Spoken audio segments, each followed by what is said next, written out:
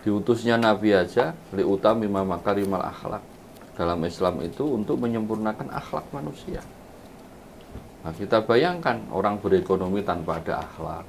Kalau ya memang tidak sanggup, ya nggak usah maju. Kalau memang tujuannya bukan untuk memakmurkan rakyat, tidak usah maju. Perlu kita tegaskan bahwa forum El-Kalam ini adalah forum ilmiah dan bukan forum parpol. Artinya dalam menjawab pertanyaan dari si penanya itu, kita tidak mempunyai preferensi atau tendensi kepada paslon tertentu terkait dengan pesta demokrasi yang hari-hari ini hangat ya.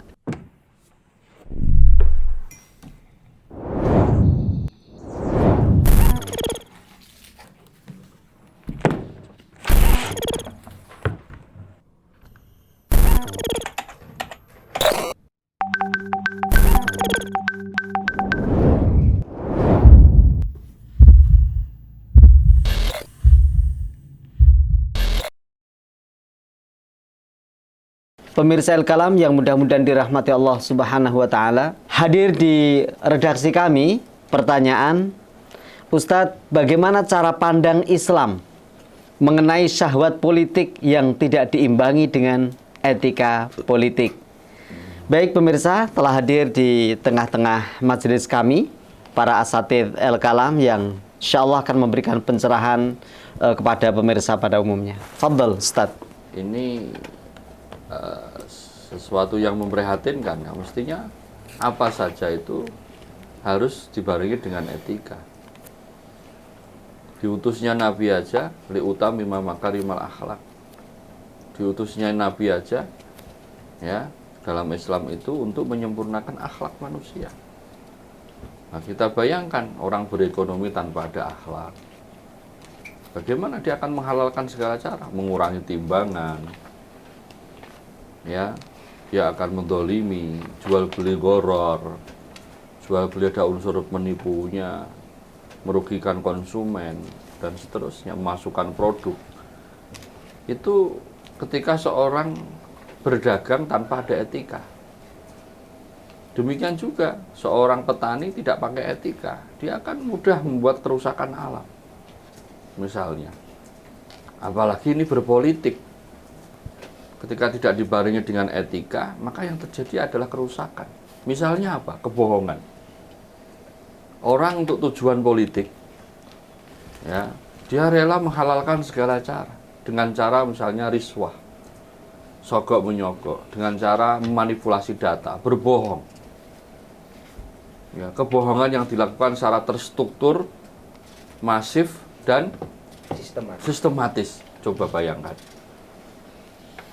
Maka kalau negeri ini berpolitik tidak diikuti dengan etika, ya, baik itu etika secara kenegaraan dan etika secara agama, maka yang terjadi adalah kehancuran demi kehancuran. Rasulullah SAW bersabda, al-bai'u bil khiyar, ya, idza bayyana wa shadaqa burika fi bai'ihima. Jadi jual beli itu dengan khiyar, dengan pilihan, boleh memilih melanjutkan atau membatalkan. Ketika pedagang dan pembeli ini saling jujur, keduanya jujur menjelaskan barangnya, yang pedagang menjelaskan kualitas barangnya, kalau memang ada cacatnya dijelaskan cacat, yang pembeli juga sportif, ya. Apa kata Rasul? Burika fi bai'ihima, maka Allah akan berkahi keduanya. Tapi kalau keduanya itu dusta, menyembunyikan kekurangan dalam jual beli tersebut, disembunyikan, muhiqat barakatu fi bai'ihima, maka Allah akan cabut keberkahan keduanya. Hadis ini dipahami oleh sebagian ulama, dikiaskan kepada urusan keluarga. Demikian juga dalam rumah tangga. Kalau keduanya jujur, apa adanya, saling menjelaskan, transparan, maka Allah akan berkahi keduanya. Allah akan berkahi rumah tangganya. Tapi ketika salah satu di antara suami atau istri berdusta, di rumah tangga sudah ada kebohongan, maka di sini letak perceraian. Dan banyak jumlah perceraian disebabkan karena adanya kebohongan. Itu dalam rumah tangga. Lah bagaimana dalam bernegara, dalam berpolitik. Kalau tidak ada etikanya, tidak ada adabnya, tidak menjunjung tinggi kejujuran, justru malah yang dikobarkan, yang dikampanyekan adalah kebohongan. Di mana-mana ada kebohongan, maka kehancuran demi kehancuran yang akan terjadi. Di sini saya ingin mengutip sebuah hadis ya, dari Abdurrahman bin Samurah. Nabi Muhammad SAW pernah berkata ya, kepada Abdurrahman bin Samurah, "Ya Abdurrahmani, la tas'alil imarata. Fa in u'titaha an mas'alatin wukilta ilaiha. Wa in u'titaha an ghairi mas'alatin u'inta 'alaiha." Wahai Abdurrahman ya. Jadi ceritanya Abdurrahman ini meminta kepada Nabi Muhammad untuk diberikan wewenang ya. Tahun politik ini sangat relevan sekali untuk kita semua ya. Nabi Muhammad bersabda, la tas'alil imarah. Jangan ya berusaha mencari jabatan melalui ya permintaan. Maka ketika nanti dia menjabat, wukilta ilaiha ya, para ulama menyarah ya, memberikan penjelasan atas wukilta ilaiha, kamu akan dibebani dengan jabatan itu adalah Allah tidak akan menolong orang yang mendapatkan jabatan melalui hasil dari proses seperti ini. Nah, itu masalah itu. Kalau dalam hadis ini meminta. Ya. Bayangkan kalau orang mencari jabatan dengan berbohong, dengan menghalalkan segala cara, dengan berdusta, dengan ya melanggar aturan-aturan yang sudah dibuat. Ya. Bayangkan ya, kalau meminta saja, maka orang yang meminta jabatan itu akan ya tidak ditolong oleh Allah, apalagi orang-orang yang menghalalkan segala cara, apalagi orang-orang yang tidak beretika dalam masalah politik ini. Untuk menjadi pelajaran kita semua, kalau ya memang tidak sanggup ya nggak usah maju. Ya. Kalau memang tujuannya bukan untuk memakmurkan rakyat, tidak usah maju. Ya. Kalau memang tidak sanggup untuk berkompetisi ya dalam ya, kalau karena Indonesia dalam negara demokrasi ya, dalam iklim demokrasi kita ya tidak usah. Ya, tidak usah. Tidak usah ikut ya. Sampai membuat berbuat curang, mengakali aturan ya. Buat apa? Buat apa? Saya tambahkan di sini ya, sebuah cerita dari Khalifah Umar bin Abdul Aziz. Ketika itu beliau masih menjadi menteri dari Khalifah Sulaiman bin Abdul Malik. Ya. Jadi ketika musim haji, ya, Umar bin Abdul Aziz turut serta dalam rombongan Khalifah Sulaiman. Ya. Entah itu di Arafah atau di mana tidak dijelaskan. Ketika itu melihat jamaah haji berbondong-bondong, ya kita tahu ya haji memang luar biasa. Tentu saja situ umat manusia. Maka Khalifah Sulaiman bilang sama menterinya, ya sepupunya Umar bin Abdul Aziz, ya, ala tara hadhil khalq alladzi la yuhsi adadahum illallah. Ya. Wahai Umar bin Abdul Aziz, lihat nih, manusia, lautan manusia. Ya. Kaum muslimin semuanya ini itu rakyat saya. Ya. Jumlah mereka banyak sekali.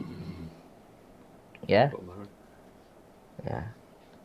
Ya. Jadi di situ Khalifah Sulaiman melihat bahwa ya beliau punya kuasa, beliau punya wewenang atas semua orang kepala yang hadir di situ sebagai khalifah umat Islam. Ya, maka Umar bin Abdul Aziz menasihati sepupunya itu. Ya Amirul Mukminin, wahai Amirul Mukminin, haula'i ra'iyatukal yaum. Hari ini memang rakyat kamu. Hari ini mereka lemah di hadapan kamu. Hari ini mereka tidak punya kuasa atas kamu. Betul. Hari ini rakyat itu betul. Betul Khalifah Sulaiman. Sekarang semuanya rakyatmu. Kamu perintahkan apa aja tunduk. Kamu apakan mereka akan ikut. Ya. Wahum ghadan khusama'uka indallah. Nanti di akhirat, di yaumil hisab, kalau engkau zalim pada mereka, semua perkepala itu akan menjadi musuhmu kelak di hadapan Allah. Ya, maka Di sini nasihat untuk kita semua, ya. Silahkan kalau mungkin Anda bisa memberikan manfaat kepada bangsa ini, kepada masyarakat Islam, ya, untuk maju menjadi anggota legislatif, menjadi pejabat, silahkan, ya. Pergunakan itu, ya, jabatan yang Anda punya, kursi itu untuk mendapatkan maslahat sebesar-besarnya bagi, ya, umat Islam dan negara Indonesia. Itu pahalanya begitu besar. Tapi kalau untuk syahwat politik, ya, untuk memperkaya diri sendiri, naudzubillahi min dzalik, ingat, ya, ingat, ya, Allah menunggu kita semua, ya, pertanggungjawaban kita kelak di akhirat. Ya, gitu, Ustaz. Perlu kita tegaskan bahwa forum El Kalam ini adalah forum ilmiah dan bukan forum parpol. Artinya dalam menjawab pertanyaan dari si penanya itu kita tidak mempunyai preferensi atau tendensi kepada paslon tertentu terkait dengan pesta demokrasi yang hari-hari ini hangat, ya, baik itu saat ini maupun sampai yaumul qiyamah. Itu yang perlu kita tegaskan agar jangan sampai ada semacam kayak apa, ya, tidak mesti harus fitnah, tapi setidaknya prasangka-prasangka bahwasanya ini adalah forum politik. Langsung saja kepada pertanyaan. Jawabannya itu sangat singkat padat dalam doa saat kita bercermin. Apa ajaran Islam dalam hal ini adalah doa, Allahumma hassin khuluqi kama hassanta khalqi. Ya Allah, perbaikilah akhlakku sebagaimana engkau telah memperbagus atau membuat fisikku itu baik. Artinya antara fisik dan akhlak itu harus seimbang, harus sepadan. Syahwat politik itu adalah terkait dengan pemenuhan khalqun, pemenuhan fisik. Fisik itu tidak harus dalam arti tubuh, jasad, raga, tapi atribut. Apakah dalam bentuk presiden, gubernur, menteri, dan yang lain. Tapi perlu disambungkan, perlu diseimbangkan dengan Allahumma hassin khuluqi, ya Allah, perbagusilah atau perbaikilah akhlakku. Ini menegaskan bahwa antara politik, ekonomi, atau hal-hal yang bersifat lahiriah, jasadiah, pemenuh itu juga harus disertai dengan akhlak. Itu saya pikir saya juga tidak mau bahwa pertanyaan ini seperti pertanyaan jebakan. Jangan sampai yang bertanya itu hanya sekadar memancing kemana arah preferensi politik El Kalam. Maka kita tegaskan bahwa forum El Kalam ini adalah forum keagamaan ilmiah, tidak mengarah kepada dukung-mendukung paslon tertentu. Wallahu ta'ala a'lam. Sebenarnya di dalam Islam, politik itu atau pemerintahan, ya, kepemimpinan itu sering dikaitkan dengan al-amanah. Ayat Al-Quran, bait hadis itu ketika bicara kepemimpinan itu pasti bicara tentang amanah. Yang amanah itu lawan katanya adalah khianah atau khianat. Maka di antara etika politik Islam itu adalah bahwa tidak boleh di dalam politik itu ada keinginan terlalu keras, itu keinginan terlalu ngebet itu, ya, itu tidak boleh. Kalau dalam politik sudah ada nuansa seperti itu biasanya rata-ratanya itu pasti akan terjadi kerusakan. Seperti yang disampaikan oleh seorang ulama, ya, dalam buku yang ditulisnya Hasanus Suluk Al-Hafidh Daulat Al-Muluk, karya Imam Ibnu Al-Musili, ulama tahun 700-an Hijriah. Itu menulis di situ bahwa layam bagi tauliyatu mantolabel qadha. Jadi tidak boleh kepemimpinan itu diberikan kepada orang yang dia terlalu berharap terhadap kepemimpinan. Li'annal wilayati amanatun, karena kepemimpinan itu adalah amanat. Wat tasarru'u ilal amanati dalilun alal khiyanati. Nah, orang yang terlalu syahwat terhadap kepemimpinan, terlalu ambisius, itu justru menunjukkan bahwa orang tersebut itu kelak akan khianat ketika dia menjadi pemimpin. Wa inna ma yakhtubuha man yuridu aklaha. Jadi biasanya amanat itu sering sekali diingini, atau kepemimpinan itu seringkali akan menjadi rusak ketika dia itu diawali dengan ambisius politik ini.